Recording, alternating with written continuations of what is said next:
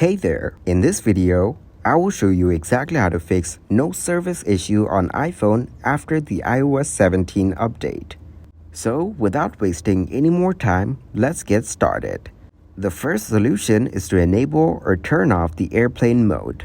Then slide down the control panel and turn on airplane mode and wait for 30 seconds and turn it off again.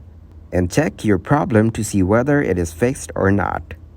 Now try the next solution, in which you have to restart your phone. This can often fix minor software glitches that may be causing the problem.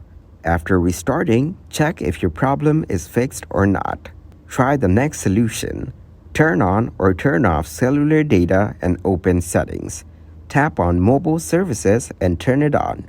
After that, turn it off and check your problem whether it is fixed or not. And then try the next solution. The next solution is to eject the SIM card and insert it back again after ejecting your SIM card. So, after putting it back in, it can solve issues for the network signal. After that, your problem will be solved. If you still have issues, then try out the next process. So, solution 5. Try to reset network settings. So, open up the settings and search for transfer or reset, then tap on reset.